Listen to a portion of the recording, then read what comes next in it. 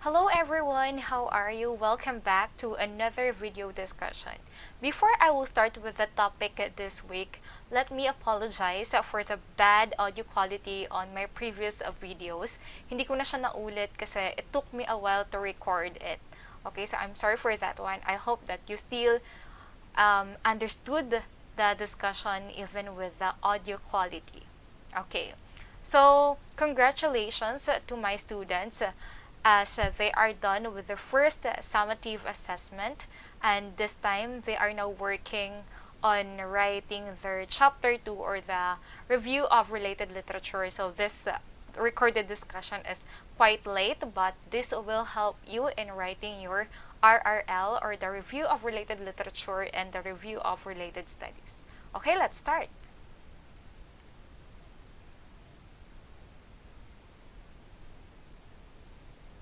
Alright, in your chapter 2, it is about the review of related literature or what you know as the RRL.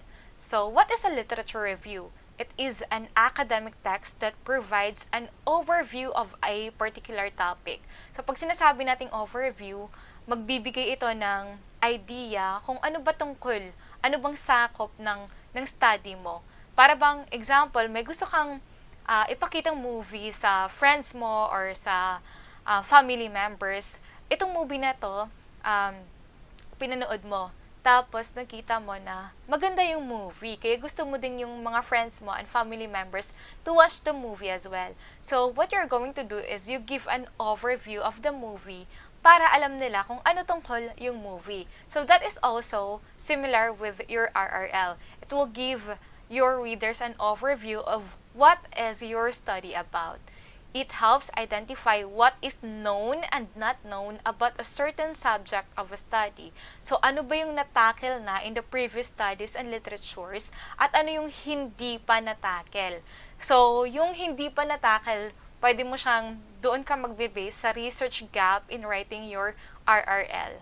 Alright? And then, it involves the use of higher order thinking skills, such as review, evaluation, and synthesis. So, please remember that when you write your RRL, it is not merely copy-pasting of works from the previous literatures and studies. Kasi yan yung minsan nagkakamali yung mga students in writing RRL kasi nga nag-copy-paste lang sila ng mga works sa dati. Kasi for example, nakahanap kayo ng 6 na related studies.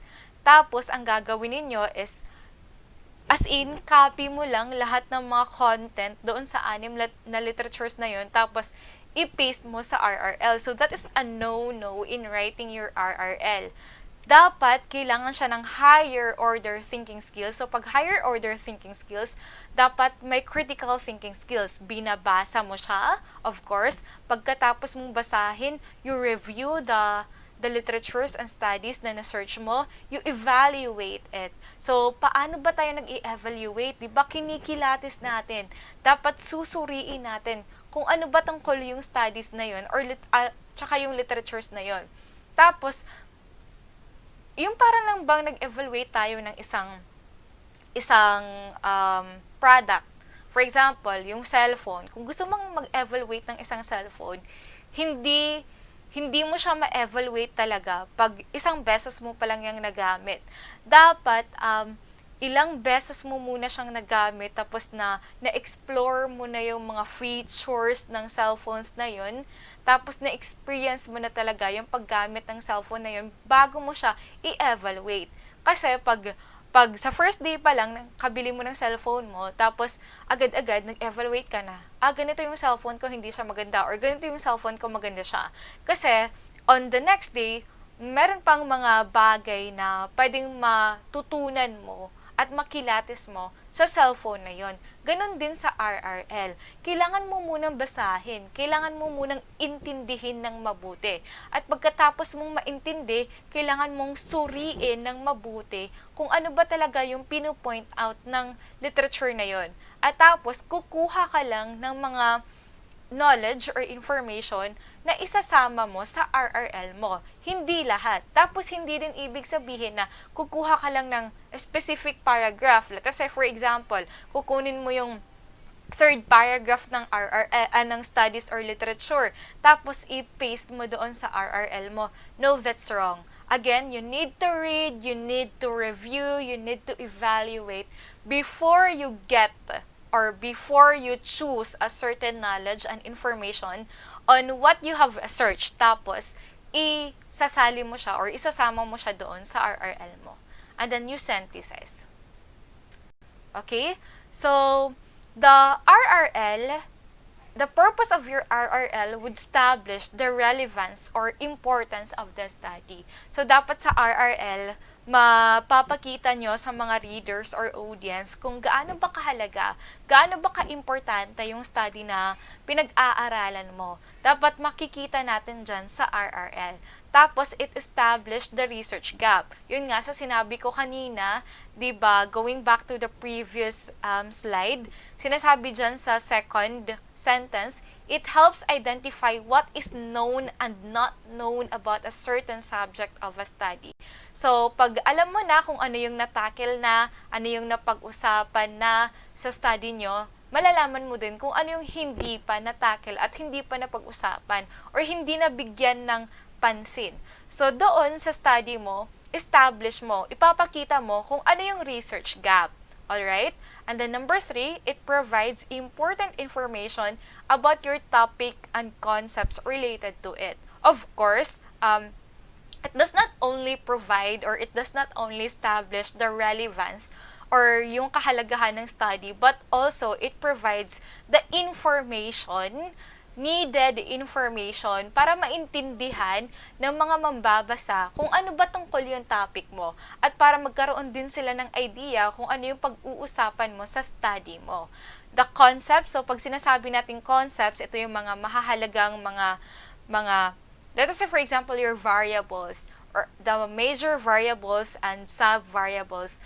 Those are concepts na matatakel or pag-uusapan at ma-explain sa study mo. So, it is very important na pag gumagawa ka ng RRL, you know what are the important concepts in your study. And you also know what are the variables, the major variables, as well as the sub-variables in your study. If you were able to watch my previous recorded discussions, lagi kong ini-emphasize na kailangan alam nyo yung mga variables sa study ninyo at alam nyo kung anong klaseng variable yan. Kasi nga, paulit-ulit lang yan yung mga variables na yan, magbibigay yan ng kahalagahan, meron yung mahalagang papel na ginagampanan sa study ninyo. Sa paggawa ng RRL, kailangan na alam mo kung ano yung mga major variables and sub-variables in your study kasi hahanapan mo yun ng mga theories, literatures na related sa study mo. Okay? And then number 4, it presents contradiction among or between previous literature. So, ano ibig sabihin natin dyan, yung contradiction among previous literatures? So, kung nakapag-search na kayo ng example, 10 literature tungkol sa, let us say for example, your topic is about online learning, the effect of online learning in the academic performance of the senior high school students. So, may nahanap kang 10 literatures, tapos sa 6 out from that 10, sinabi sa 6 na meron daw positive yung effect ng online learning sa academic performance ng mga senior high school students. Which means na kahit na nag-shift tayo from face-to-face na mode of education, nag-online learning tayo, positive pa rin yung effect niya or impact niya sa performance or sa grades ng mga senior high school students. Tapos yung 4 naman, doon sa 10 na search mo, yung sinabi niya is negative, which means na bumababa yung mga grades ng mga students, senior high school students, pagdating sa online learning. So, nakikita mo, meron silang contradicting ideas. Ngayon, i-represent mo yan kasi hindi naman ibig sabihin na since majority nagsabi na positive yung effect ng online learning sa grade ng senior high school students, sasabihin na nating mali yung conclusion ng 4 na studies na yon na nagsabing negative. Kasi meron ding mga factors, of course, that influence or nagiging reason kung bakit yung 6 positive at bakit yung 4 naging negative. Halimbawa, yung sa anim, talagang sa anim na studies, it's about yung mga participants nila is meron talagang stable internet connection and they have the resources, kaya naging positive pa rin yung effect ng online learning. Pero yung sa apat pala is that it's because they lack the resources tapos they do not have a stable internet connection, kaya naging negative yung effect ng online learning. So, yun, bibigyan mo siya, ipapakita mo kung bakit naging contradicting yung information na binibigay ng iba't ibang literatures and studies na na-search mo.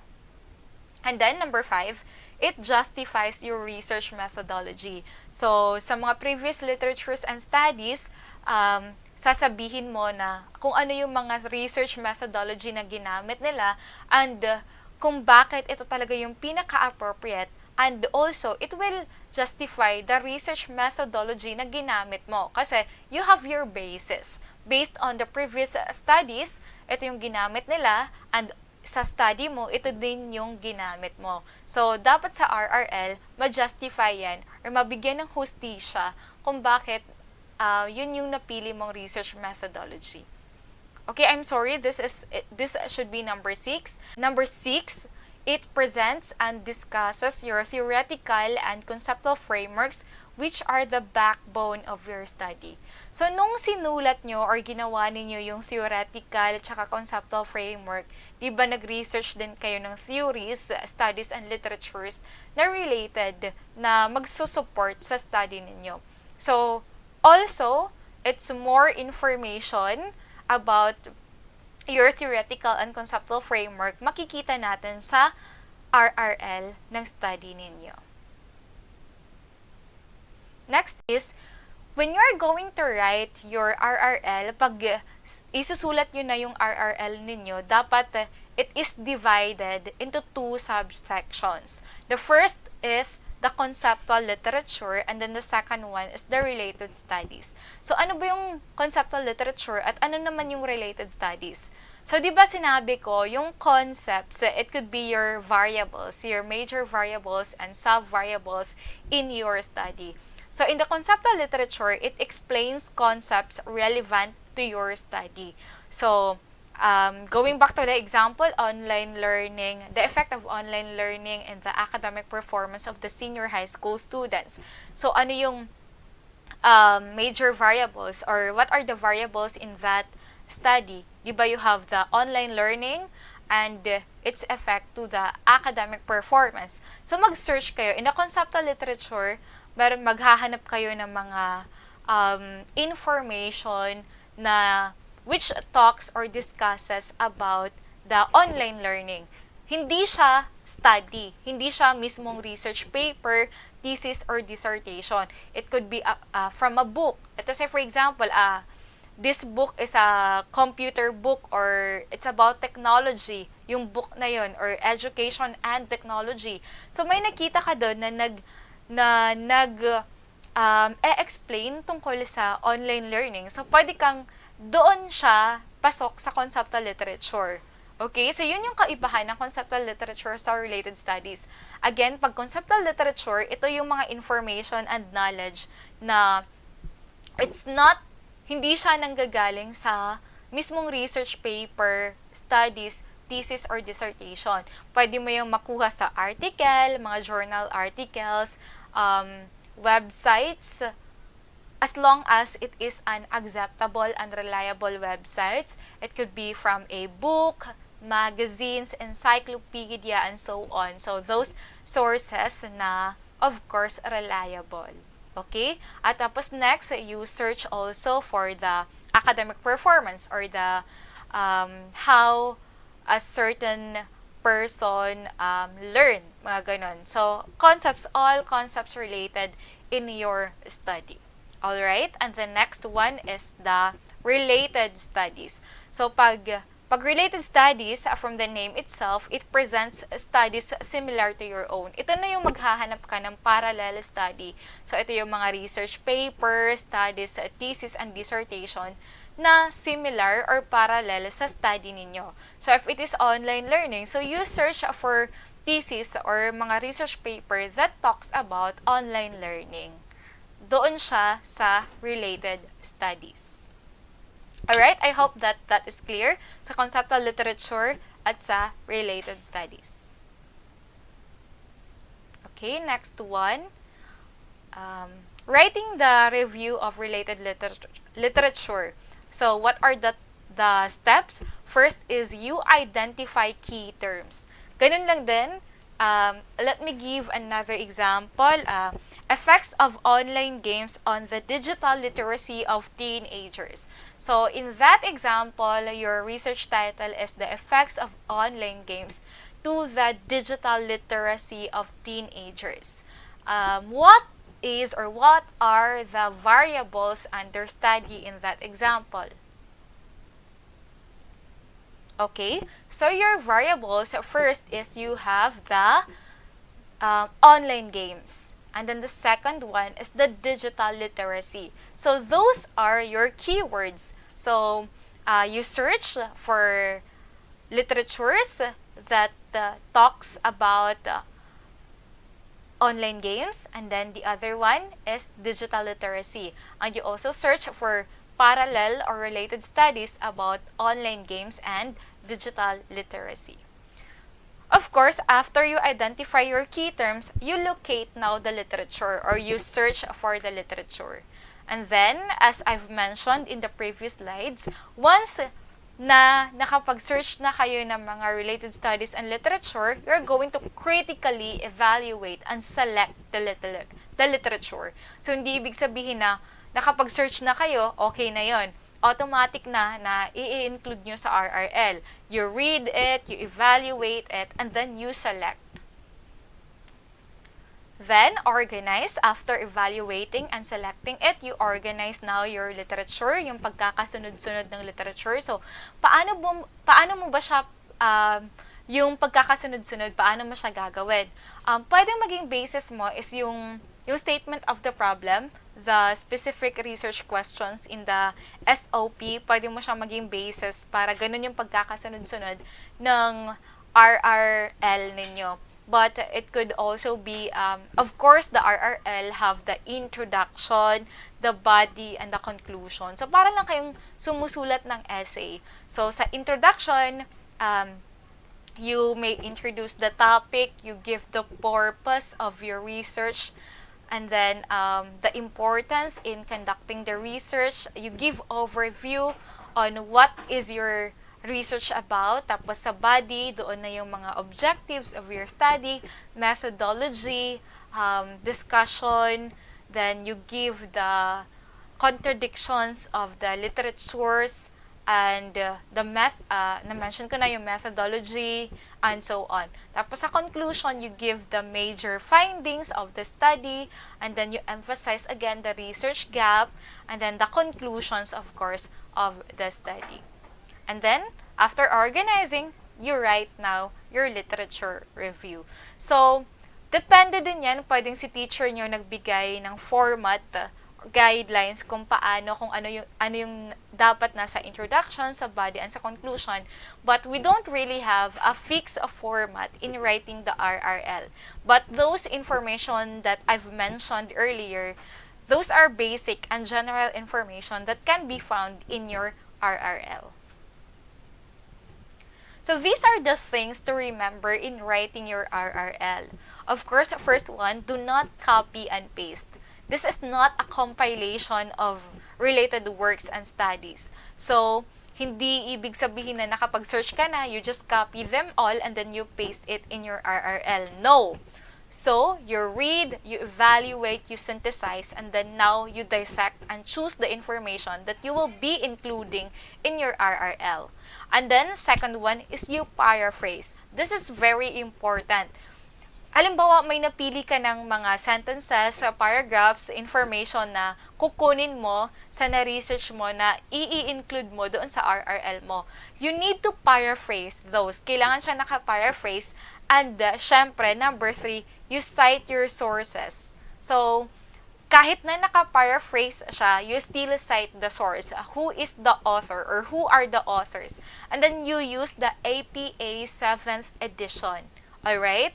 And then, number 4, make sure your sources are reliable. Okay, this is very important kasi nakapag-search ka nga ng napakaraming related studies and literature, but your sources are not reliable naman. So, you need to search it from reliable websites since our first main source of information in our distance learning is of course the online libraries and the online sources kasi mahirap na pumunta tayo sa mga physical libraries in our school. Or kung meron kayong books sa bahay ninyo, it's better you can use that one. Articles, journal articles, pwedeng magazines as long as these are reliable information. Okay? So, meron dito mga websites, mga scholar library and online database na pwede nyong gamitin when you are going to search for your RRL. Ayan, naka-bullet, ProQuest, Science Direct, JSTOR, ABSCO, the very familiar one, the Google Scholar, and so on. So, iilan lang yan sa mga reliable websites in which you can search for your RRL. Marami pang iba, you just explore and make sure that these are reliable sites. So, another example is yung mga websites na nag-e-end sa .edu. So, pag yung website nag-e-end siya sa .edu, that is reliable. And then, if it ends with .mil, that is also reliable. And what's the other one? .gov. So, pag nag-i-end siya sa .gov, .edu, .mil, those are reliable websites. Tapos, yung .com and .org, meron din namang mga reliable websites as long as dapat it is associated with recognized companies and organizations. Example, UN. www.un.org. So, even if it ends with .org, it is reliable kasi UN or United Nations is a reliable organization.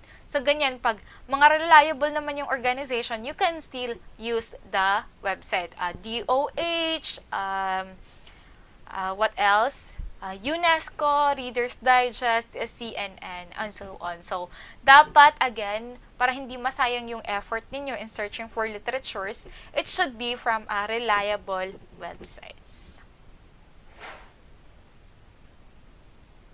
Alright, so that's it for the RRL.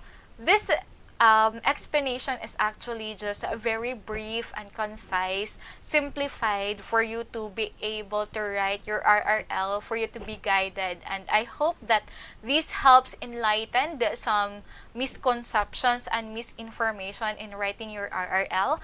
I'm not discussing it in a very technical way para lang mas maintindihan pa ninyo kung ano ba talaga or kung paano sumulat ng RRL at ano yung purpose kung bakit sumusulat kayo ng RRL. Okay, I hope that you are now equipped in writing your chapter 2 of your research or your RRL.